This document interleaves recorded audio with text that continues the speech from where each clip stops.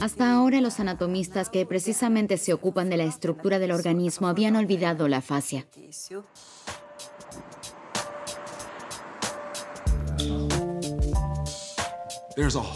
Existe un sistema completo, el cual no hemos investigado como tal.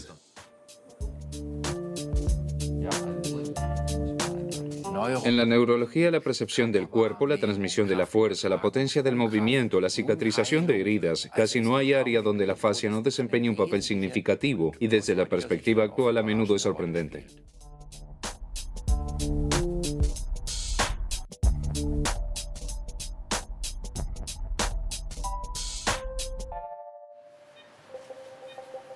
Fascia. ¿Qué es? Un tejido conectivo oculto que está en todo nuestro cuerpo, justo debajo de la piel y más profundo. Alrededor de 20 kilos de nuestro peso corporal está conformado por este tejido blanquecino. La fascia envuelve nuestros músculos, tendones y órganos. Es lo que une nuestros huesos. Durante siglos, la fascia fue pasada por alto y subestimada. De repente está en boca de todos, pues parece que desempeña un papel fundamental en nuestra salud.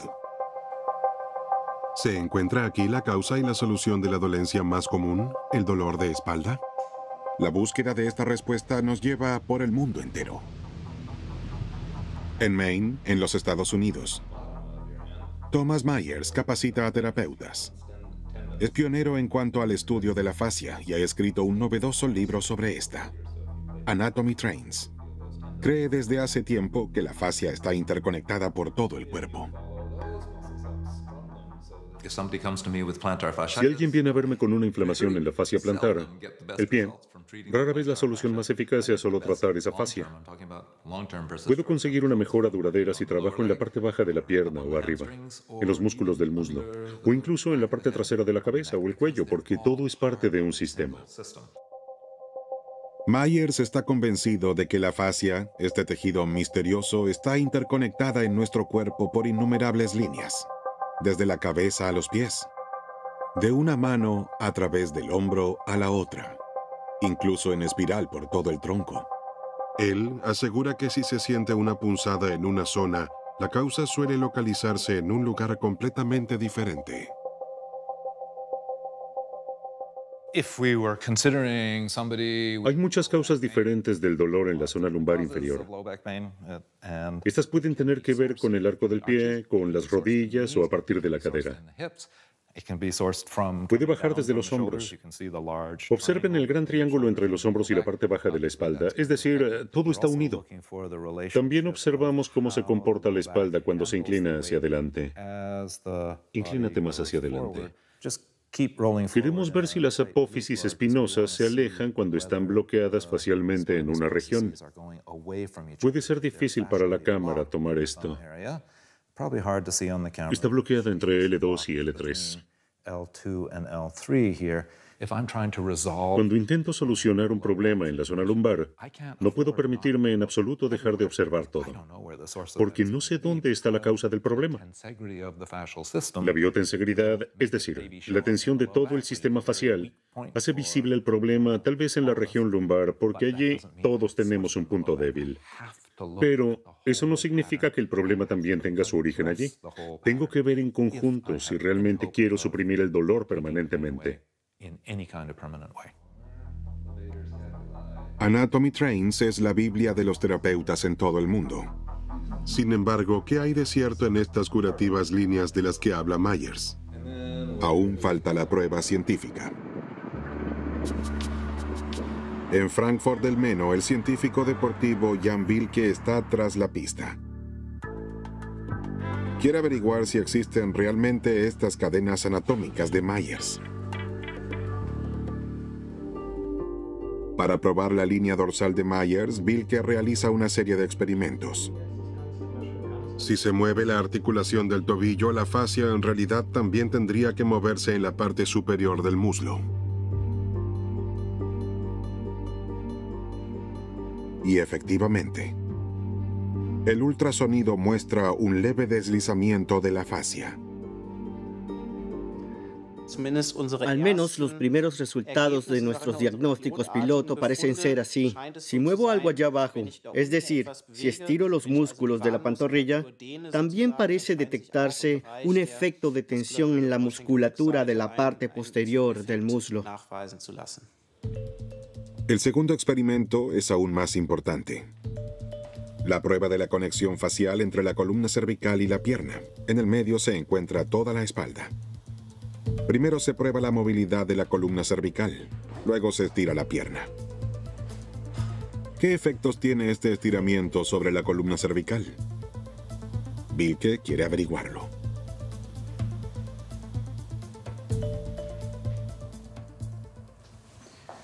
Bien, ahora observemos los resultados. Estos son los promedios correspondientes a las 5 repeticiones que acabamos de realizar. 108 grados es el rango total de movimiento, promediado con las 5 repeticiones, 4 grados más que en la prueba anterior. La flexibilidad ha mejorado después del estiramiento de los músculos de las piernas, por lo que tenemos una mejor flexión y extensión de la cabeza en el área de la columna cervical, y eso podría ser una indicación de que hay un efecto de transmisión mecánico desde las piernas hacia arriba hasta la columna cervical. Aunque no han sido probadas todas las líneas de conexión, el trabajo con un rodillo de espuma en el muslo sin duda tiene efectos sobre una región del cuerpo mucho más alejada, como por ejemplo el cuello.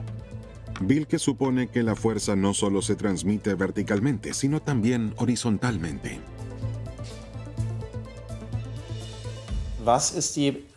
¿Qué relevancia tiene en la práctica? Porque ese es el objetivo último de la investigación. ¿Cómo aplicarlo en la práctica? Ver si puede ser una alternativa factible para el médico y el fisioterapeuta, o incluso para el paciente, que al estirar en casa tiene que centrarse en trabajar la tensión del cuello, en la zona de la columna cervical, o si no quiere, puede trabajar quizá el área del tronco de las piernas, y lograr resultados mediante un efecto de transmisión. Él, Jean-Claude Guimberteau, es el primero que hace visible lo que Myers y Bielke examinan con las manos y con instrumentos de medición. Este cirujano de mano de Bordeaux descubrió durante sus innumerables operaciones la fascinante red en todo el cuerpo. En las cirugías se ve todos los días cómo se deslizan las capas de tejido conectivo. Pero ¿cómo funciona este deslizamiento interconectado? Una pregunta que nadie ha respondido hasta ahora. Yo quería saber cómo funcionaba para poder reconstruir mejor los tendones, porque los tendones también son tejido conectivo. En el Instituto de Cirugía de Manos y Pies de Burdeos, Guimberteau hace que el mundo de la fascia que ha descubierto bajo la piel sea visible.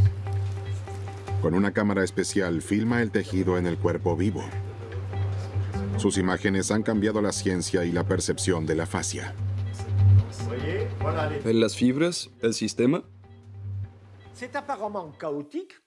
Se ve aparentemente caótico, pero no lo es, ya que hace posible la vida, una física perfecta. Cuanto más investigamos, más comprenderemos las fascias y su estructura. Y esto abrirá nuevas posibilidades terapéuticas.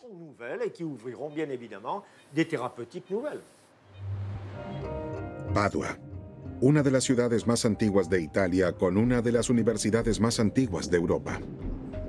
En estos venerables salones, Galileo Galilei anunciaba que no todo gira en torno a la Tierra. Y aquí la primera mujer realizó su doctorado en 1678. Un lugar de revoluciones, incluso en la actualidad, porque aquí es profesora de anatomía Carla Stecco. Ella imita a sus antepasados, que aquí en la antigua sala de anatomía investigaron el interior del cuerpo humano contra la prohibición de la Iglesia, así como hoy, Stecco es una de las primeras en el mundo en investigar la fascia. Mi padre fue uno de los primeros que se interesó en la fascia y en cómo tratarla. Por eso, en nuestra casa siempre se hablaba del tema. Pero al principio no estaba realmente segura de lo que éstas hacían. Así que comencé a interesarme por la anatomía de la fascia, y en particular en las disecciones, porque creo que es el mejor modo de visualizarlas y de comprender cómo funciona este tejido.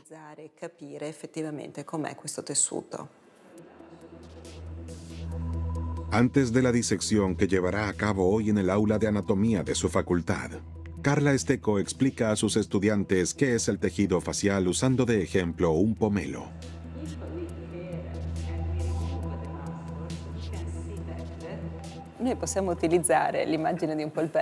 Con este pomelo podemos entender mejor qué es la fascia y cómo ésta se conecta con el músculo.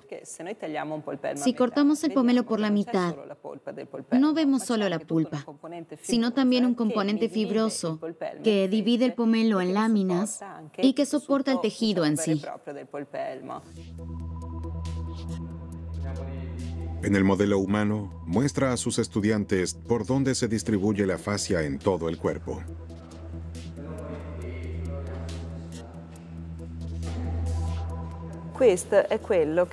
Estas son las fascias. Es el tejido conectivo laxo que me permite desplazarme de un nivel a otro. ¿Ven que esta estructura es bastante fluida? ¿Que puede moverse fácilmente? Vean cómo puedo entrar. Y todo está hecho de agua, proteínas y tejidos. Miren qué bonita es. Las fascias, lo sabemos también gracias al trabajo de Carla Estecco, están en todas partes del cuerpo y en diversas formas y estados. Justo debajo de la piel se encuentra la fascia superficial. La fascia profunda envuelve nuestros músculos e incluso las fibras musculares, al igual que la piel de una salchicha. También rodean nuestros órganos, los encierran como una piel blanquecina. Hasta nuestro cerebro está protegido por este tejido. Incluso podemos considerar las meninges como una fascia especial, porque al fin y al cabo tienen las mismas características de las fascias que conocemos de otras partes del cuerpo. En sus numerosos estudios anatómicos, Carla Estecco creó un atlas de la fascia, el primer atlas de su especie. Sus hallazgos son revolucionarios. Por primera vez en la historia de más de 400 años de anatomía médica, la fascia es incluida sistemáticamente en su conjunto en el cuerpo humano. Al principio no entendía nada. En las primeras disecciones todo parecía ser un desastre y no veía una imagen clara. Entonces, paulatinamente, entendí cómo buscar y localizar la fascia.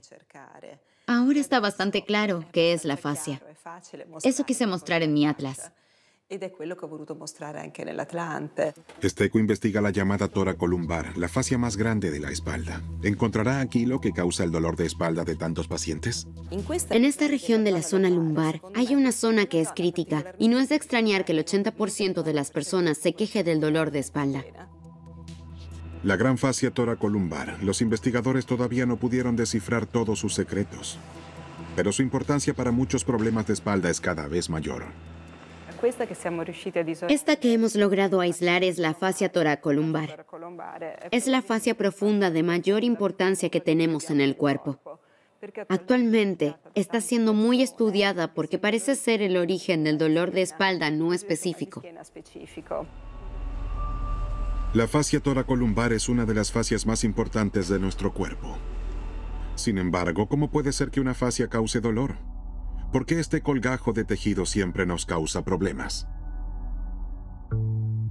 Esto es lo que quiere saber Robert Schleip, uno de los investigadores más reconocidos de la fascia en Alemania. Desde que sabe cómo está interconectada la fascia en nuestro cuerpo y lo importante que es el ejercicio para el tejido conectivo, salta la cuerda diariamente durante varios minutos. Este psicólogo y terapeuta corporal se dedica a la práctica, como a menudo ocurre con quienes investigan la fascia. Pero quería saber con qué estaba trabajando exactamente, así que se tomó un tiempo para dedicarse por completo a la investigación científica. Realizó su doctorado sobre el tejido facial en el Instituto de Fisiología Aplicada de la Universidad de Ulm, en Günzburgo. Sus hallazgos son premiados. Para mí esto es una historia de cuento de hadas, porque la fascia realmente era el tejido Cenicienta, así como el pequeño gordito del que siempre se rieron y ahora de repente es apreciado. Para mí esto es una historia conmovedora y también muy real. Antes la fascia era el órgano desechable. En la anatomía clásica, uno estaba contento de haber diseccionado lo suficiente este órgano incoloro y pegajoso como para tener ya delante los verdaderos músculos y órganos. El hecho de que este órgano sin estructura haya empezado a estudiarse en los últimos años es un cambio muy emocionante.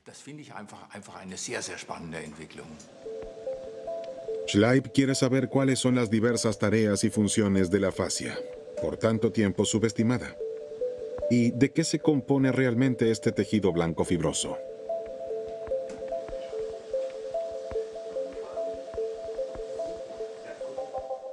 La fascia está compuesta de fibroblastos y de una estructura circundante que se denomina matriz. Los fibroblastos son las células del tejido conectivo. Estos producen, entre otras cosas, fibras de colágeno, de las que en gran parte está compuesta la matriz. Se puede decir que con el colágeno la fascia construye su casa. Curiosamente, en el tejido conectivo facial, las células constituyen solo una pequeña parte del volumen, pero generan una gran parte del resto. Así que me gusta compararlo con las hormigas que han construido juntas un gran hormiguero, a pesar de que ellas mismas constituyen menos del 10% del volumen. Junto con su colega en la investigación, Werner Klingler de Ulm, Robert Schleib sigue el rastro de los fibroblastos, el versátil componente del tejido conectivo. Con su producción de colágeno pueden tener un efecto curativo. Si nos cortamos, entonces cierran la herida. Sin embargo, demasiado colágeno también puede tener un efecto perjudicial. Schleib y Klingler han investigado cómo cambia el tejido en un brazo que fue enyesado después de una lesión. Su estudio demuestra lo importante que es el movimiento para la fascia. Aquí se ve cómo después de 3 semanas con el yeso, el tejido comienza a crecer excesivamente por la inmovilización, es decir, la falta de ejercicio. La imagen A de la izquierda muestra el tejido sano y sin daños antes de colocar el yeso en el brazo. La imagen B se tomó después de 3 semanas con el yeso. Se ve bien cómo el tejido ha cambiado. Está enmarañado. La estructura es gruesa y caótica. Los datos recogidos muestran claramente que la falta de ejercicio lleva a un exceso de estas estructuras de tejido conectivo y por lo tanto a una pérdida de función. Esta es en principio la conclusión determinante con todas sus consecuencias. Significa que el movimiento es necesario para mantener nuestra fascia en buen estado. La falta de ejercicio y las malas posturas pueden hacer que la fascia se endurezca tanto que incluso oprima los nervios y los músculos. Se dice que el ejercicio en cualquier forma nos mantiene saludables. El movimiento también es esencial para nuestra fascia. Esta necesita estimulación regular para no adherirse o incluso volverse rígida. Hemos aprendido eso. En las personas que trabajan sentadas en una oficina y no lo compensan con actividad deportiva, la fascia se adhiere y a menudo sufre de dolor de espalda. ¿Existe entonces tal vez una conexión entre la fascia adherida y el dolor de espalda? Para averiguarlo viajamos a Boston. Aquí tuvo lugar hace 10 años el primer Congreso Mundial sobre la Fascia. En aquel momento estuvo presente Helen Langevin del Instituto Médico de Harvard. Ella es una experta en la fascia desde sus inicios. Originalmente era médica clínica. A menudo tenía que enviar a sus pacientes con dolor de espalda crónico de regreso a su hogar sin poder hacer nada. Ella quería cambiar esto. Hay muchas personas con dolor de espalda crónico, pero si se hace una radiografía de la columna vertebral del paciente o una resonancia magnética, los resultados son normales y no indican lo que desencadena el dolor. Y por el contrario, muchos tienen una resonancia magnética que se ve horrible, con discos intervertebrales dañados, pero no sienten dolor. Entonces nos preguntamos si la fascia lumbar podría desempeñar un papel, porque es una estructura enorme en la espalda que conecta los hombros con la cadera, una gran área de tejido conectivo. Lo que aclara la imagen de ultrasonido del brazo también se aplica a la fascia en la zona de la espalda. Para descubrir la causa de dolor de espalda no específico, Langevin compara el tejido en pacientes con dolor de espalda y sin este, y observa una diferencia en la lubricidad.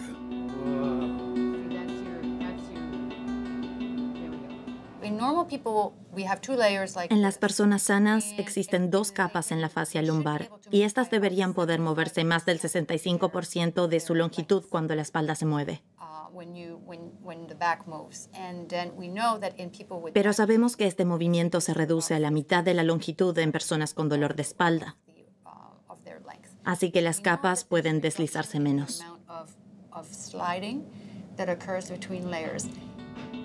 Al igual que su colega Schleip, Langevin también responsabiliza de ello a las células del tejido conectivo.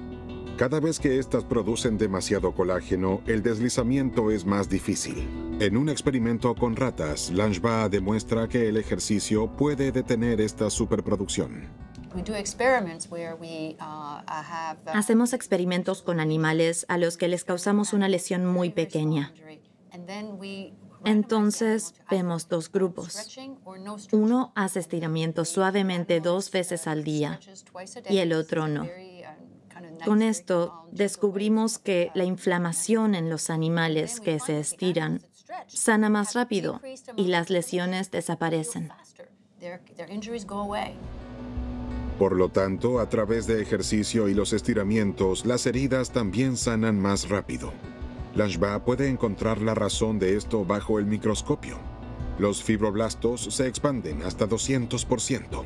Y no solo eso. Las células estiradas también envían señales que relajan el tejido. Eso fue completamente nuevo. Hemos descubierto que la rigidez del tejido conectivo es regulada activamente minuto a minuto por los fibroblastos. Las células influyen en la tensión del tejido de forma activa y dinámica. Esto es significativo cuando pensamos en la acupuntura, por ejemplo. De hecho, los fibroblastos reaccionan. Se expanden y esto relaja los tejidos, al igual que en un estiramiento. El estiramiento activo, así como la acupuntura, tienen un efecto relajante en las células y por lo tanto en el tejido adherido, incluso en el caso de problemas de espalda. Por lo tanto, podemos hacer algo activo contra nuestro dolor. Pero ¿qué nos enferma además del ejercicio insuficiente y una mala postura? Langevin investiga la relación entre movimiento, estiramiento y problemas de espalda, mostrando con ello formas de curación. Robert Schleip lleva a cabo otros análisis de causa. Para sus experimentos, Schleip estira fragmentos de fascia en un aparato. Estas son las fascias vivas, se podría decir. Ahora le colocamos diferentes sustancias bioquímicas. Por ejemplo, aquellas que están activas en la cicatrización. Entonces vemos cuánto puede contraerse la fascia sola, independientemente de los músculos y nervios. Hay resultados bastante sorprendentes. Las fascias se contraen visiblemente en respuesta a las sustancias añadidas. Es decir, las fascias reaccionan de forma completamente independiente de los estímulos musculares o nerviosos. Y no solo eso.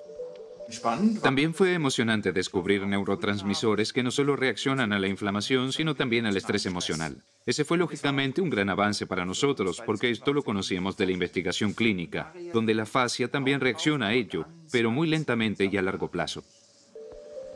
Robert Schleip proporcionó con esto la prueba científica de lo que desde hace mucho tiempo sentían la mayoría de las personas con problemas de espalda. El estrés emocional puede desencadenar contracturas y dolor. El malhechor se denomina TGF en círculos profesionales y es un neurotransmisor que responde al estrés. Esta es una visión innovadora. Si estoy tenso durante semanas y nunca me relajo cuando duermo, entonces no son principalmente las fibras musculares rojas las que están tensas, porque esas se pueden relajar rápidamente, sino que se tensa el tejido facial blanquecino, por ejemplo, la envoltura alrededor del músculo. Y si se considera el músculo como una salchicha, los terapeutas manuales pueden palpar que no es el contenido el que está duro, sino la piel, y ese sería el mecanismo que estamos investigando ahora. En Walpole, Maine, Thomas Myers capacita a fisioterapeutas, masajistas y profesores de yoga de todo el mundo. Quiere sensibilizarlos a la percepción de la red facial en su propio cuerpo, transmitir sus muchos años de experiencia.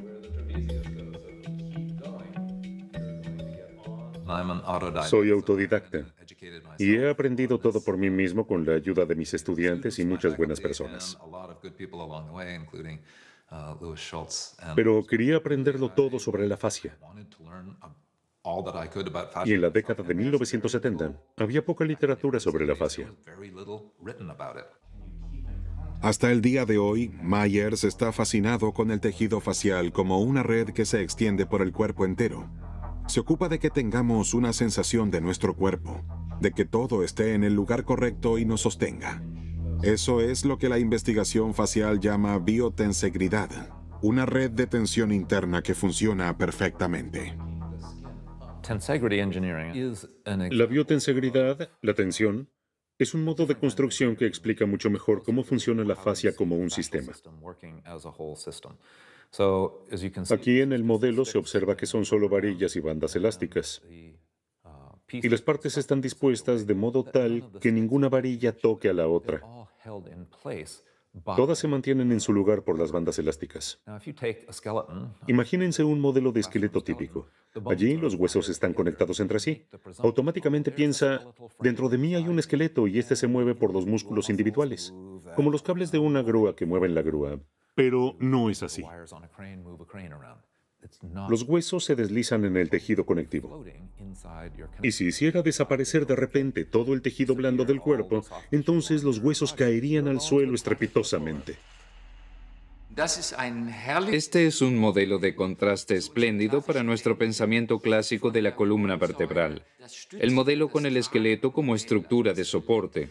Creemos que la columna vertebral, como el sostén de la tienda de campaña, soportaría la blanda tienda. Así nos imaginábamos la columna vertebral hasta hace poco, y tenemos un hermoso modelo de contraste tensegral. Aquí se ve también los elementos vertebrales, pero no descansan en ningún lado uno encima del otro ni se presionan entre sí, sino que están suspendidos. Y si los elementos faciales, como estas gomitas elásticas, tienen una buena tensión elástica previa, una única vértebra puede desgastarse y aún así uno podría mantenerse erguido y ser la reina de la salsa de Cuba. La columna vertebral misma no siempre es la causa del dolor de espalda crónico. También contribuyen a ello la mala postura, la falta de movimiento y el estrés. Para mantener nuestro tejido saludable tenemos que movernos. Y se necesita otro componente importante más, el agua. El tejido conectivo elástico es un gran depósito de agua. En esto está quizás el mayor secreto de la fascia. Dependiendo de la edad, el tejido conectivo está compuesto por un 70% de agua. Y las células del tejido conectivo, los fibroblastos, también son importantes para la fijación del agua. En Padua, la profesora de anatomía Carla Estecco identificó diferentes funciones de los fibroblastos. Aquí podemos reconocer dos células. Las dos son fibroblastos, pero tienen funciones completamente diferentes. Mientras esta célula probablemente produzca colágeno, en la otra célula se encuentran estos pequeños puntos. Si lo ampliamos, vemos el interior de la célula y sobre todo estos pequeños puntos. Esto es el ácido hialurónico. Entonces podemos observar cómo las dos células producen sustancias diferentes.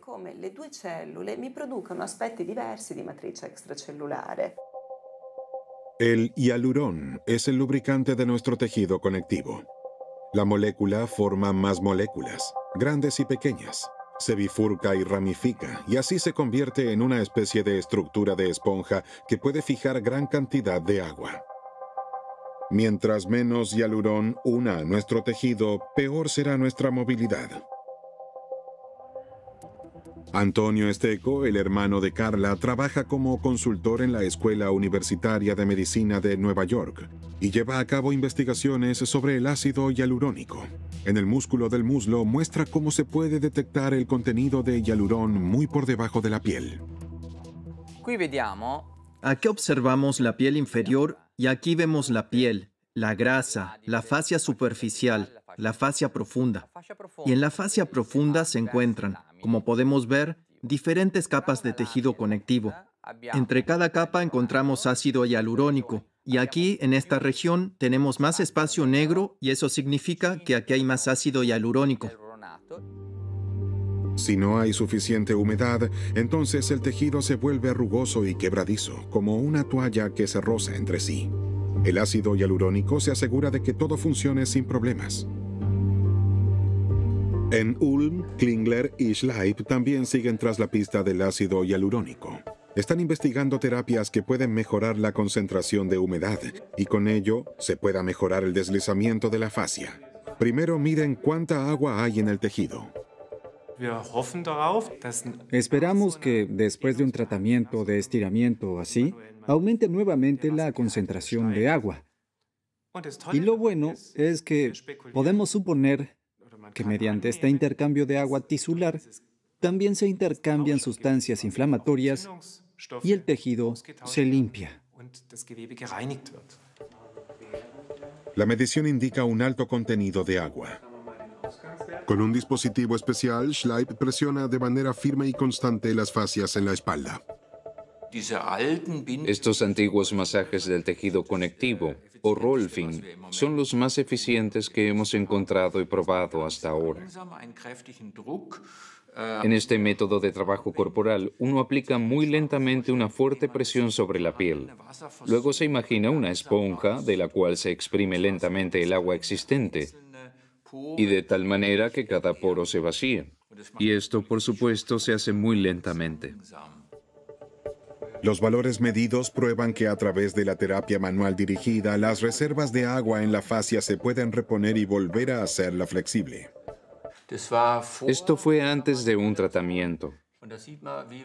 Aquí se ve cómo exprimimos el agua como una esponja. Cuando detuvimos el tratamiento mecánico, finalmente el tejido se volvió a llenar de agua. Aquí tuvimos resultados interesantes. Si hacíamos esto lo suficientemente fuerte, la esponja estaba más húmeda que antes de todo el tratamiento. Eso significa que se escurre de la esponja el agua estancada existente. Y si se presiona lo suficientemente fuerte varias veces, entonces la esponja está aún más húmeda que antes. Eso, por supuesto, que es interesante para nosotros.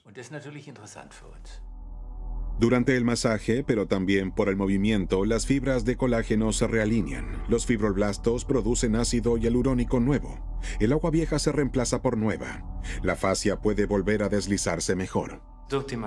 Con el masaje se estimula el metabolismo, pero el movimiento propio aporta mucha más dinámica al tejido. Mediante el movimiento propio, se llega a un aumento de temperatura. Esto es, en sí mismo, un estímulo para el metabolismo. Por cada grado Celsius de calentamiento, hay un 1% más de actividad enzimática. Con ejercicio regular, los fibroblastos comienzan la producción de colágeno nuevo en solo 3 días y, por lo tanto, aflojan la fascia enmarañada. Sin embargo, puede demorar un año hasta que el tejido adherido se regenere completamente. Si realizo deportes, produzco microheridas en telarañas que se han formado durante la noche. Y, por ejemplo, después de hacer deporte, debería pensar que debo hacer una pausa algún día, 2 o 3 días. Y luego también cuán alto debe ser el esfuerzo para que las células constructoras, los fibroblastos, sean estimulados. Se entreteja un nuevo colágeno elástico más joven en mi fascia lumbar o en mi tendón de Aquiles. Así es que el cambio justo entre el esfuerzo intenso y luego como máximo 2 o 3 días de descanso sería ideal. La fascia tiene una importancia innegable para la salud y el bienestar. La investigación internacional de la fascia ha demostrado que la relajación y el estiramiento de nuestro tejido conectivo contribuye a aliviar los problemas de espalda. Pero, ¿cómo ayudan los antiguos métodos de curación? Helen Langevin quiere comprender la relación entre la acupuntura y la fascia.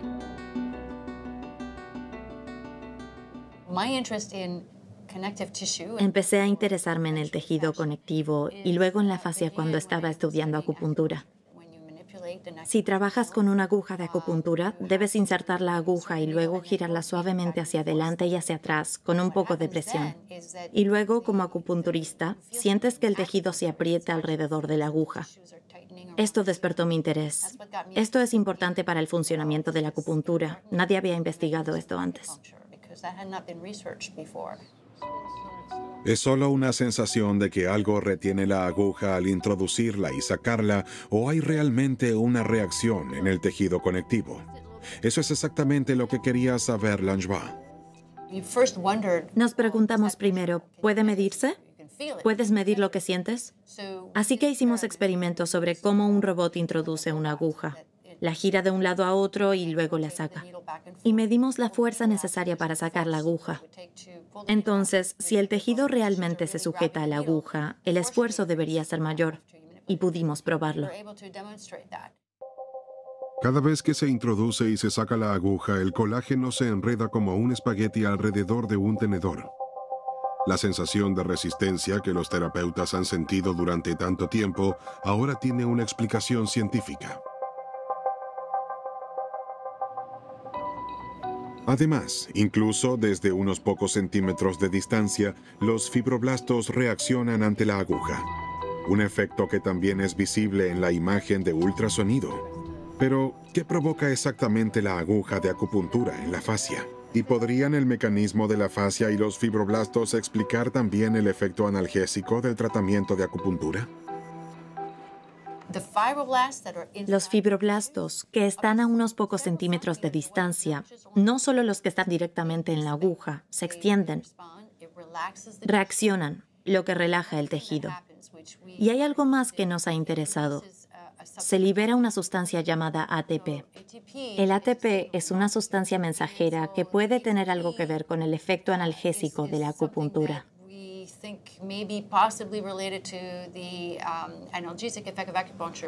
De esta manera, la investigación moderna proporciona pruebas de antiguos métodos de curación. Mientras que hasta hace algunos años el dolor de espalda se centró principalmente en el disco intervertebral, el asunto se dirige cada vez más a la fascia como desencadenante de las afecciones crónicas. La investigación del dolor está interesada en saber hasta qué punto el tejido facial puede abrir opciones terapéuticas completamente nuevas. Siegfried Menze, en la Facultad de Medicina de Mannheim, fue uno de los primeros en reconocer la importancia del tejido facial. Quería saber en qué medida la fascia misma es sensible al dolor. Tendría que haber nervios de dolor que se encuentran directamente en la fascia. Para esto hemos realizado experimentos en los que hemos tratado de detectar terminaciones nerviosas individuales en la gran fascia toracolumbar. Y esta es una red relativamente densa de fibras nerviosas. En estas estructuras semejantes a puntos, llamadas terminaciones nerviosas, se ha detectado la sustancia P. La P para la palabra pain en inglés, dolor. Los pequeños puntos visibles son receptores de dolor. Sin embargo, ¿cómo se puede saber si el dolor proviene de la fascia y no del músculo? Después de todo, las fascias y los músculos son casi inseparables. Con unas pinzas de relojería se estimula específicamente a la fascia para probar la sensación de dolor. Finalmente, se estimula el músculo. Se vuelve a medir el dolor. Entonces se compara. ¿Es la fascia o es el músculo?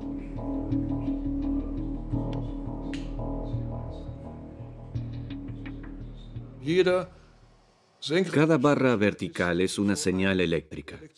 Y aquí tenemos esta rata anestesiada. He hecho una demostración con este estímulo de las pinzas. Hemos apretado la fascia y, como se puede ver ahora, surgen estas señales eléctricas a una frecuencia mucho más alta.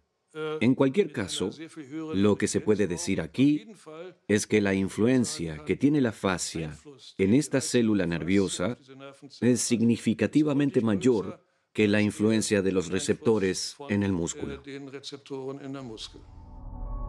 Las fascias están atravesadas por innumerables receptores de dolor, y esto hace que el tejido conectivo sea nuestro órgano de percepción más sensible. Esto podría demostrarse de forma inequívoca. Y al igual que Schleip, Menze y su equipo suponen que el estrés afecta directamente el tejido facial.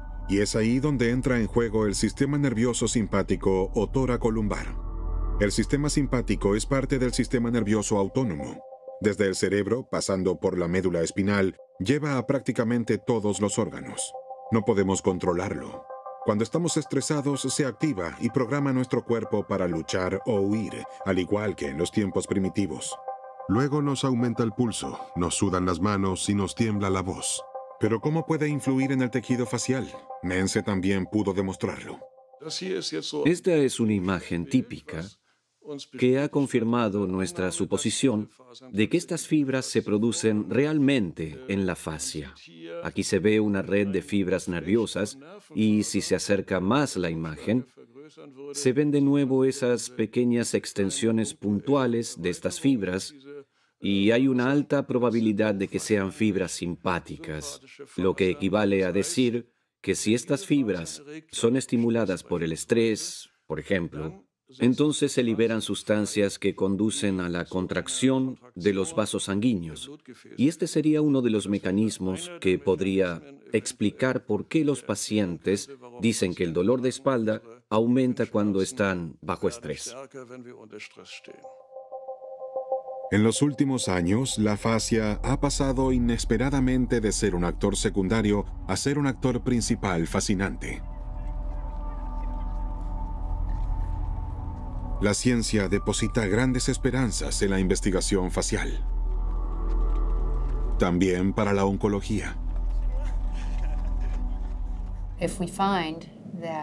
Si el estiramiento puede mejorar la fibrosis y la inflamación, entonces es lógico preguntarse si también podemos reducir el desarrollo del cáncer. Eso estamos investigando ahora. No habría esperado que el campo de la oncología sea uno de los más actuales donde fuese necesaria la investigación de la fascia y por lo tanto ofrezca una gran contribución. Es decir, no quiero determinar cómo será el futuro ya que tiene preparado un buen número de sorpresas. Los hallazgos en la investigación de la fascia muestran que no solo este tejido conectivo, hasta ahora poco investigado, es la causa de enfermedades y dolores inexplicables, sino también una fuente inagotable de curación.